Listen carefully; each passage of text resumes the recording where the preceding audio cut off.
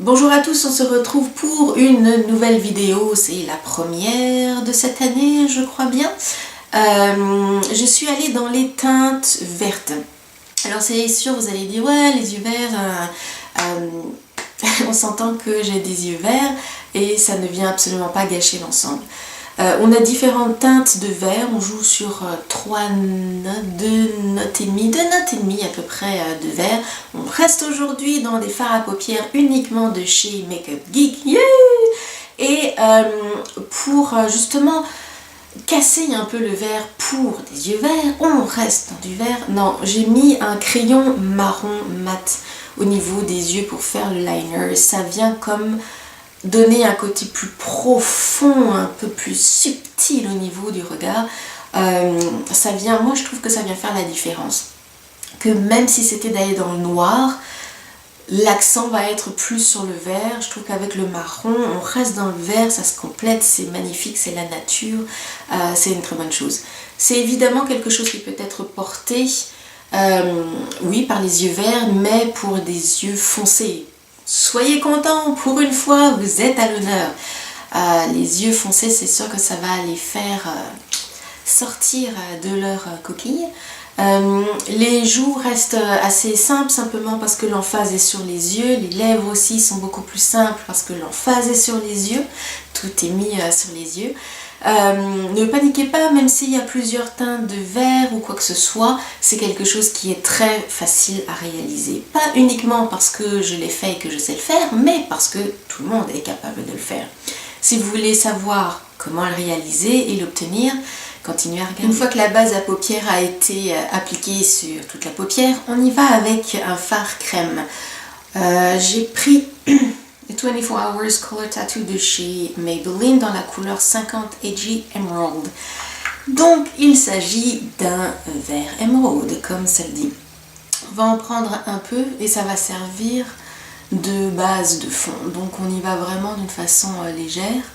Et je me contente simplement de l'appliquer sur la paupière mobile et dans le creux de la paupière. On va commencer à appliquer, il ne faudrait pas que je mette les doigts devant, Sea Mist, qui est un vert bleu, un vert mousse, une mousse bleue, quelque chose comme ça. Tout dépend de quel point de vue on se place. On va l'appliquer dans le coin externe de la paupière et on remonte légèrement dans le creux pour cette espèce de forme de V ou de C selon ce que vous avez envie de l'appeler. On fait en sorte que le fard reste en hauteur et non pas vers le bas. Je garde le même pinceau. Éventuellement, je le retourne de l'autre côté et je vais prendre Shimmer Mint, qui est un vert menthe irisé. Et lui, je vais l'installer confortablement dans le reste de la paupière mobile, coin interne jusqu'au milieu, et je fais la jonction entre les deux. Je remonte légèrement dans le creux de la paupière également. Avec un pinceau qui est plat, pour une fois qu'il a un nom, je peux vous le dire, c'est le Base Shadow Brush de chez Real Techniques, mais qui reste quand même souple. Je veux passer juste dans le creux de paupière et estomper un petit peu les bords.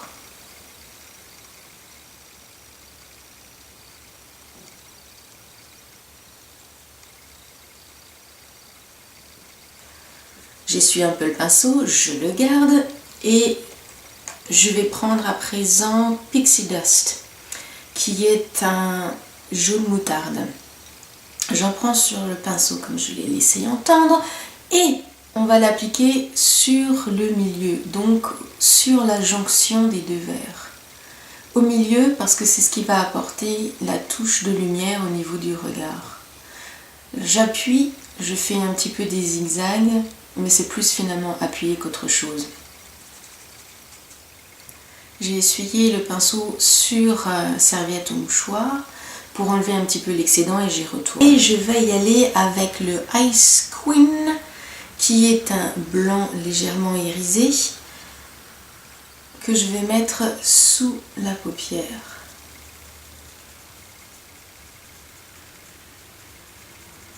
On va prendre un crayon qui soit kaki. Aujourd'hui, c'est de chez Urban Decay 24/7 Glide Pencil. Et le petit nom de ce charmant crayon est Mildew. Mais n'importe quel kaki va faire l'affaire. Et on va l'appliquer à la racine des cils inférieurs. Moi, je vais me contenter d'aller jusqu'à la moitié. Pas plus loin.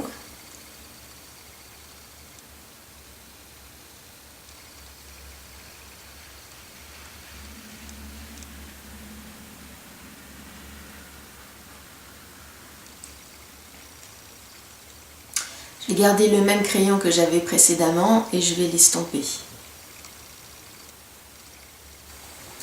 Je garde toujours le même pinceau. Je vais prendre, je l'ai dit, on reste chez Make Up Geek aujourd'hui, Top Notch, qui est un marron chaud. Un marron chaud. Ah là là, les jeux de mots sont bons. Et je vais repasser sur le crayon, mais d'une façon légère. Dans le sens où, si on peut garder encore un peu de crayon en dessous et que ça se voie, ça va être si on va chez Sephora avec les crayons rétractables dans la couleur 10 Matte Brown Black, qui est donc mat comme cela le laisse entendre, et on va en mettre sur la paupière supérieure et on va rester le plus près possible de la racine des cils.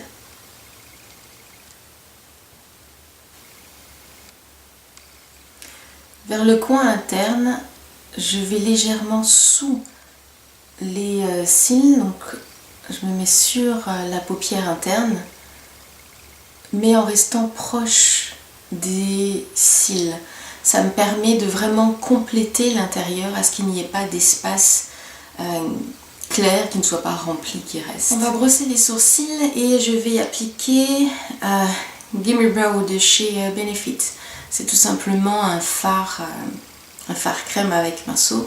Allez-y avec de la poudre, avec un crayon, c'est vous qui voyez. Je vais à présent appliquer le mascara et comme d'habitude, vu que ça me prend toujours 300 heures, je vais le faire hors caméra. Je retourne avec le CoverGirl Flamed Out Waterproof, donc résistant à l'eau pour ceux qui n'auraient pas compris. Et c'est la couleur brasier très noir. J'applique ça et je reviens tout de suite pour finir le maquillage. Le mascara a été déposé et dans mon élan à vouloir aller vite, parce que je dois sortir dans très vite, j'ai très anticipé les joues et je les ai déjà faites, c'était un peu trop tard. Quoi qu'il en soit, j'ai choisi une teinte mate dans la mesure où les yeux sont suffisamment brillants et attirants. Ça n'est pas la peine d'y aller également sur les joues. Et j'y suis allée dans un choix un peu classique. Donc abricot, je trouve que ça vient bien contrebalancer le côté vert. J'ai choisi le fameux Tipsy de chez Tarte dans la collection Amazonian Clay 12 Hours. On va rajouter un petit peu de luminosité sur le dessus et j'ai résisté à ne pas le faire. Pardon, avec Sunbeam de chez Benefit. Je vais en mettre sur un petit peu sur le dos de ma main et avec le doigt je vais venir le déposer, le tapoter délicatement sur le dessus de l'os et je remonte jusque sur la tempe. Un peu pour les mêmes raisons, le résultat est légèrement différent. Que l'attention est mise sur les yeux, je ne veux pas mettre une deuxième attention sur les lèvres. Oui, pour une fois, je veux avoir des lèvres qui sont plus calmes. D'aller dans une couleur neutre, naturelle, en bon français nude. Vous pouvez essayer d'y aller. Moi, personnellement, j'arrive pas, ça ne me tente pas. Je préfère mieux essayer d'aller rechercher quelque chose qui soit un peu dans la teinte naturelle de mes lèvres. Je suis pas sûre que j'ai vraiment quelque chose qui soit léger, transparent, un petit peu là-dedans. Donc moi j'ai deux possibilités. Je vais essayer la première, on va voir qu'est-ce que ça donne. La première, c'est décousu. Dans les Lip Butter de chez Revlon, le 045 Cotton Candy. Donc c'est des couleurs naturelles, on va aller chercher dans les roses. Mais ce qui m'intéresse, c'est d'aller également apporter quelque chose qui soit une pointe de prune pour le côté naturel de la lèvre. Parce que je n'ai pas, moi en ce qui me concerne, des lèvres roses. Voilà pour le maquillage d'aujourd'hui. Comme d'habitude, l'ensemble des produits qui a été utilisé, puisque le teint a déjà été fait auparavant, est listé et regroupé sous la barre d'information de la vidéo. Merci de dire que vous appréciez cette vidéo, j'y mets toujours beaucoup d'amour et on se voit la prochaine fois.